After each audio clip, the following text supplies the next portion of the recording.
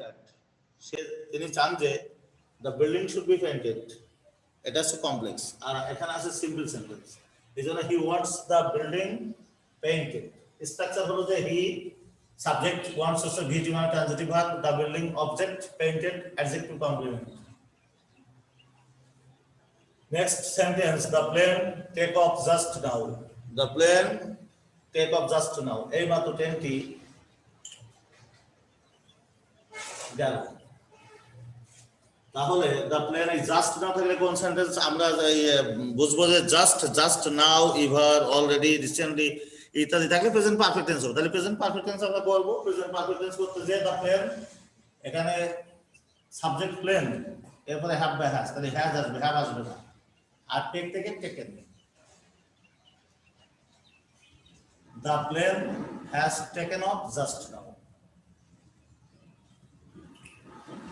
এরপরে আমরা ইভের ব্যবহার আরেকটাও পেয়েছি, সেই ইভের ব্যবহারটা দেখছি যে চারটি ব্যবহার একটু আগে আমি বলেছি যে ইভের পরে প্রেজেন্ট, ই প্লাস প্রেজেন্ট প্লাস ফিউচার, ইভের পরে পাস্ট টেন্স হলে দ্বিতীয় প্লাস হাউ টু উড বা কুড বা মাইট বসে, এরপরে ইভের পরে পাস্ট পারফেক্ট টেন্স হলে উড হ্যাভ বা কুড হ্যাভ বা মাইট হ্যাভ বসে। আর অসম্ভব কল্পনা, অগ্রহণ ইচ্ছা যদি প্রকাশ করতে হয় তাহলে ইভের পরে পাস্ট টেন্সে সাধারণত ওয়াজ জায়গা ওয়ার বসে। যেমন হচ্ছে আমি যদি রাজা হতাম, এই ফায়ার কিং। আমি যদি তুমি হতাম, এই ফায়ার ইউ। আমি যদি কোটিপতি হতাম তাহলে এই ফায়ারে বিলিয়নিয়ার আর মিলিয়নিয়ার ইত্যাদি। তাহলে ইভের ব্যবহারে আমরা দেখছি দ্বিতীয় ক্লজের শব্দ শুধু উড আছে, উড। এই যে এখানে সেই উড আছে, উড কুড বাইট, যে একটা যদি আমরা পাই তাহলে ইভের পরে পাস্ট টেন্স হবে। পাস্ট টেন্স তাহলে টেকের পাস্ট ফর্মটা কি? পাস্ট টেন্স করবো আমরা টেকের জায়গায় টুক লিখবো। এইগুলো টুক মেডিসিন। তুমি যদি ওষুধ খেতে তাহলে তুমি সুস্থ হতে। He is the noblest man that I ever see. এখানে ইভার থাকলে আমরা একটু আগে আমি বলেছি যে ইভার থাকলে, জাস্ট থাকলে, জাস্ট নাও থাকলে, অলরেডি থাকলে, ইয়েট থাকলে প্রেজেন্ট পারফেক্ট টেন্স হয়। তাহলে প্রেজেন্ট পারফেক্ট টেন্স আমরা করি। আগে ক্লোজটা complex sentence, he is the noblest man that. দ্যাটের পরে শুধু আমাদের ভুল আছে, যেখানে ব্র্যাকেট সেখানে ভুল থাকে, আর কোথায় ভুল থাকে না। রাইট ফর্মের নিয়মটা কি?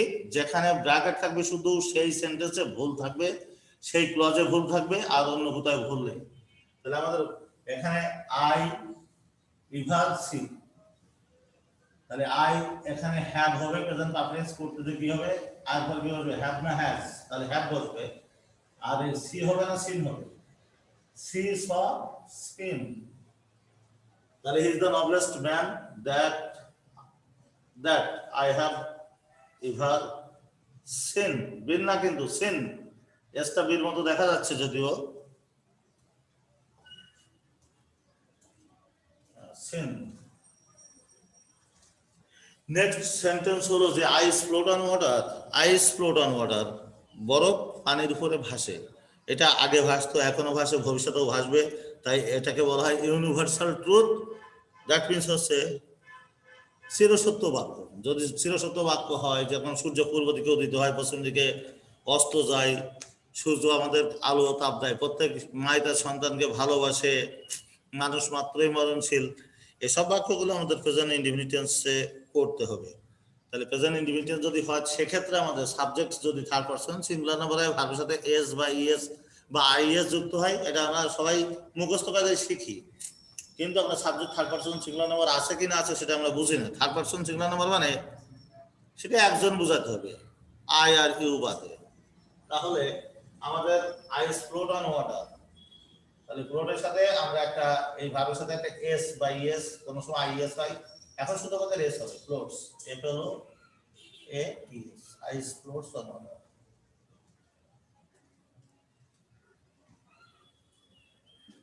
Next sentence, আমরা জানি যে size does not matter so food. This sentence has been taken from the story A Mother in Manville. A Mother in Manville is a very nice story. There is a child psychology here. This is a fine story from which we can learn some moral lesson, and we can understand or feel or realize child psychology and mother psychology. তো সে জায়গায় আমাদের সেন্টেন্সটা কি আছে, একই সেন্টেন্সে যদি দুটো ভাব থাকে তাহলে আমাদের দ্বিতীয় ভাবের সাথে আইএনজি হয়। তাহলে আমাদের দুটো ভাগ কোথায় কোথায় বললাম, একটা আছে ম্যাটার, এখানে ম্যাটার মানে বিষয় না, ম্যাটার মানে বিষয় হওয়া। তাহলে এটা ভাগ, ম্যাটার নাউন হয় ভার্ব হয়, একই বানান থাকে, নাউন হয় ভার্ব হয়। ইট ইজ এ ম্যাটার, তাহলে এই ম্যাটারটা আছে নাউন। এই ডাজ নট ম্যাটার, এটা এই ম্যাটারটা হলো ভাগ। তাহলে আমাদের পাশাপাশি দুটো ভাগ থাকলে সিম্পল সেন্টেন্স বা একই ক্লজে দুটো ভাগ থাকলে দ্বিতীয় ভাগের সাথে আইএনজি হয়, আমরা জানি সবাই। সেইসব পিটি আইএনজি শপিং বানান, এই যে পিটা ডবল করবো কি জন্য, কিছু কিছু বানান আছে সিটিং, শপিং, কাটিং ইত্যাদি ক্ষেত্রে আমাদের ওই কনস্ট্যান্টই ডাবল। আচ্ছা, তাহলে today I am now teaching you right form of verbs. এখন একটু ডব্লিউএইচ কোশ্চেনের উপরে একটু গুরুত্ব দিই, মানে ক্লাস তো খুবই কম হচ্ছে।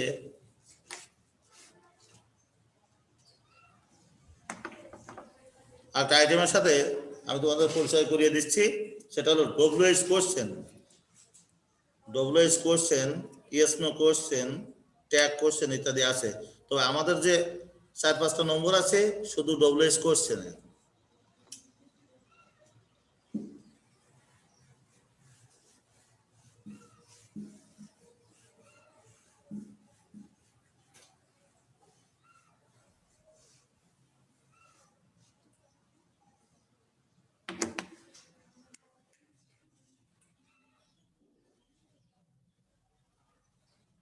WH questions,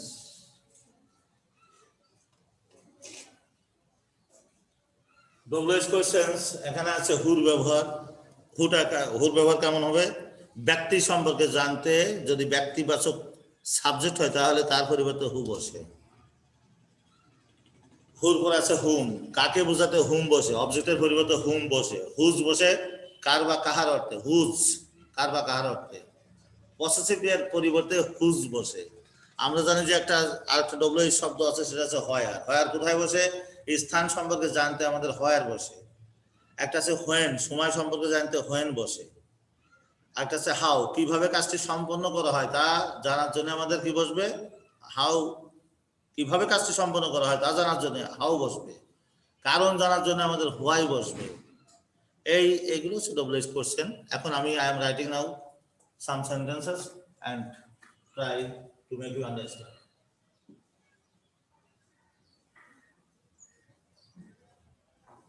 He is a teacher. তিনি একজন শিক্ষক। একটা সেন্টেন্সকে আমরা ডব্লিউএইচ কোশ্চেন করব। নেক্সট ওয়ান হলো যে he lives in Dhaka. He lives in Dhaka. The letter is from,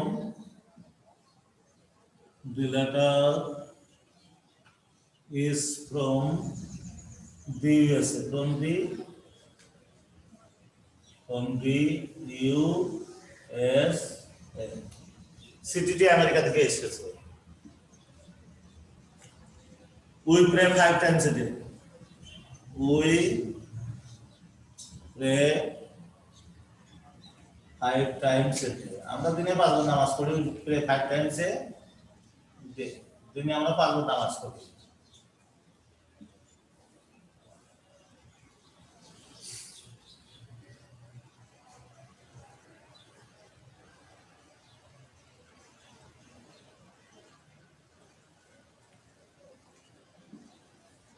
He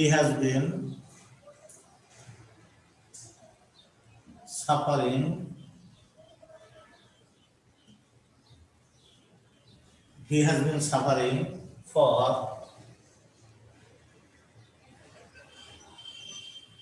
a week.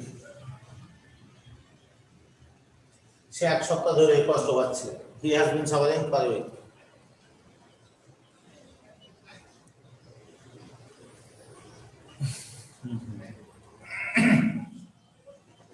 Our college was established. Our college was established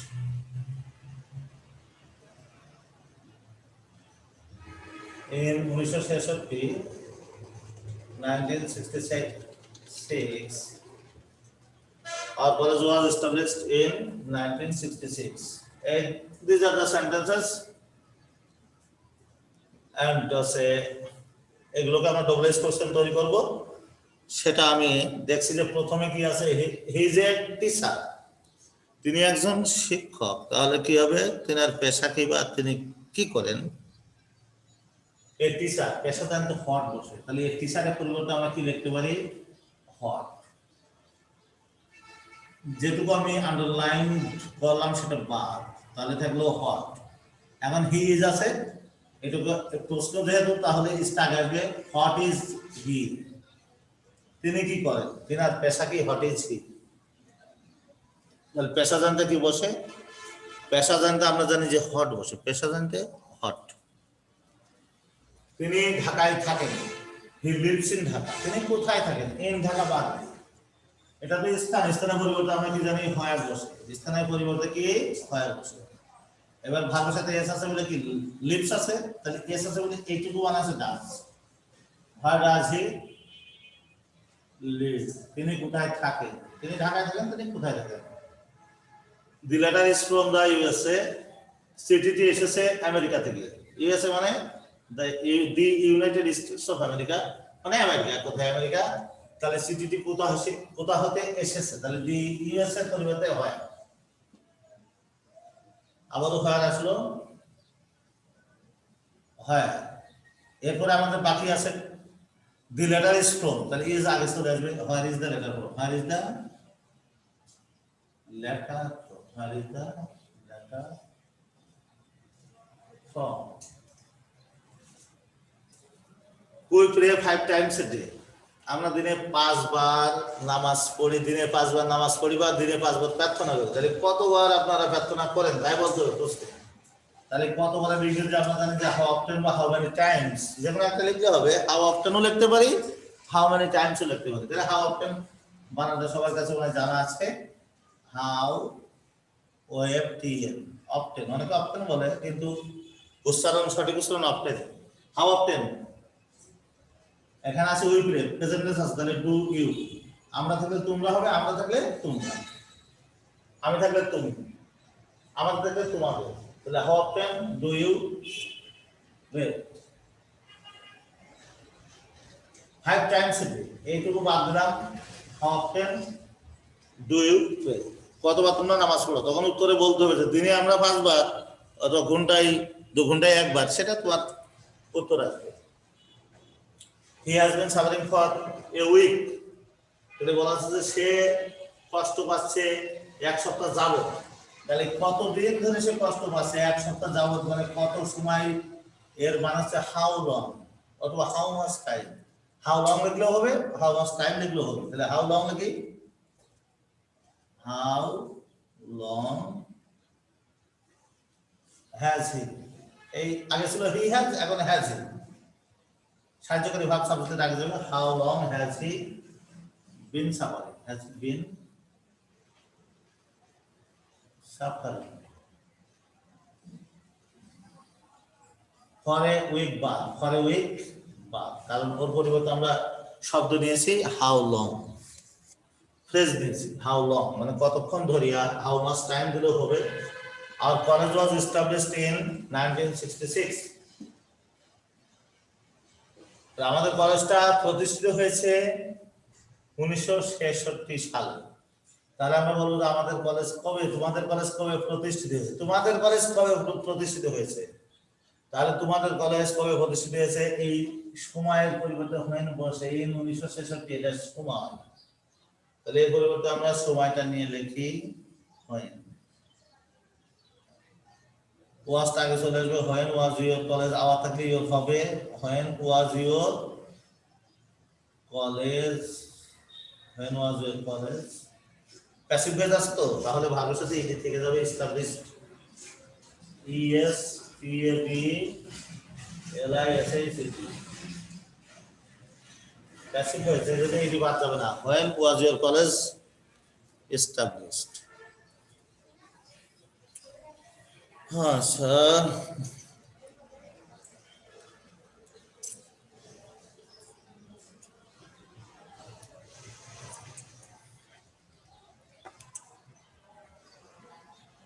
তাহলে my dear students, today I am teaching you, I am giving you ideas about two items of grammar and another item narration. Narration তো আমরা জানি, narration সবাই class 7-8 থেকে আমরা করে আসতেছি. We have been doing narration for many years since 7 or class 8. তো এখন ন্যারেশন আমরা জানি যে ন্যারেশনে 5টা সেন্টেন্স আছে, 5টা সেন্টেন্সের 5 রকম নিয়ম আছে, সেটা আমি অরালি বলছি। ন্যারেশন আমরা জানি যে ন্যারেশন মানে উক্তি, উক্তি মানে কথা। তাহলে এই কথার 5টা ধরন আছে। একটা হচ্ছে অ্যাসার্টিভ সেন্টেন্স, এর নিয়মটা হলো যে সেই টু এর পরিবর্তে টোল্ড, পাস্ট টেন্স হলে টোল্ড, যদি ওখানে সেইড না থাকে সে থাকে তাহলে আমরা টেল দেবো, যদি উইল সে থাকে তাহলে উইল টেল দিতে পারি। আবার সেইড রেখে দিয়েও যদি অনেকে করে সেটাও রাইট হবে। আর ইনভার্টেড কমা যেখানে থাকে এটা রিপোর্টেড স্পিচ। এইটা রিপোর্টেড স্পিচ কোনটা? যেটা ইনভার্টেড কমাতে ঘেরা থাকে, দুই পাশে ইনভার্টেড কমা, সেটাকে বলা হয় রিপোর্টেড স্পিচ। আর রিপোর্টিং ভার্ব কোনটা? সেটা হলো সে, সেই, টেল ইত্যাদি। তাহলে আমাদের ইনভার্ট কমা তুলে দেওয়ার জন্য দ্যাট বসে। আরো নিয়ম রয়েছে টেন্স পরিবর্তনের নিয়ম, সেটা হচ্ছে প্রেজেন্ট ইনডিফিনিট হলে পাস্ট ইনডিফিনাইট হয়, প্রেজেন্ট কন্টিনিউয়াস হলে পাস্ট কন্টিনিউয়াস হয়, প্রেজেন্ট পারফেক্ট হলে past perfect, present perfect continuous হলে পাস্ট পারফেক্ট কন্টিনিউয়াস। আর কিছু কিছু আছে ফিউচার টেন্স, যেমন শ্যাল থাকলে শুড হবে, উইল থাকলে উড হবে, মে থাকলে মাইট হবে। এটা হচ্ছে টেন্স পরিবর্তনের নিয়ম। আর কিছু শব্দ পরিবর্তনের নিয়ম আমাদের জানতে হবে, যেরকম দিস থাকলে এইটা থাকলে ওইটা হবে, সেইটা হবে, তাহলে দ্যাট হবে। এইগুলো থাকলে সেইগুলো হবে, তাহলে দিস থাকলে দোজ হবে। এই দিস মানে এইগুলো, দিস বুকস মানে এই বইগুলো, তাহলে সেই বইগুলো হবে বা ওই বইগুলো হবে, তাহলে দোজ বুকস হবে। যদি বলি এখন তাহলে হবে তখন, এখন বললে কি হবে নারেশনে? যে তখন হবে। যদি বলি হচ্ছে হিয়ার তাহলে হবে দিয়ার। হিয়ার মানে কি এখানে, আর নারেশন তার কথা তো আমরা আমাদের ভাষায় বলবো, তাহলে এখানে থাকলে সেখানে হবে। এবার কিছু আছে যেরকম টুডে থাকলে কি হবে, আজ থাকলে ওই দিন হবে বা সেই দিন হবে, মানে দ্যাট ডে। টুমোরো থাকলে কি হবে, দ্য নেক্সট ডে হবে অথবা দ্য ফলোয়িং ডে হবে। ইয়েস্টারডে থাকলে কি হবে, দ্য প্রিভিয়াস ডে হবে। এইসব নিয়মগুলো আমাদের আগে জানতে হবে, নারেশন করার আগে আমাদের এই নিয়মগুলো জানতে হবে। তারপরে আমরা টেন্স পরিবর্তনের নিয়মটা জানবো আর শব্দ পরিবর্তনের নিয়ম জানবো। এরপরে আসবে আমাদের কোন 5টা সেন্টেন্স আছে, কোন সেন্টেন্সের কি নিয়ম। তাহলে অ্যাসার্টিভ সেন্টেন্স ধরেছি আমি। প্রথমে বলছি যে সেই টুর পরিবর্তে টোল্ড বসে, ইনভার্টেড কমা তুলে দেওয়ার জন্য বসে দ্যাট, আর কোরেক্টটা টেন্সের পরিবর্তন হবে। রিপোর্টেড স্পিচ যেটা প্রেজেন্ট টেন্স থাকলে প্রেজেন্ট ইনডিফিনিট থাকলে পাস্ট ইনডিফিনিট, এরকম। শেষ করে দেবো। তাহলে in my next class I will try my best to teach you. Time is over. Thank you very much.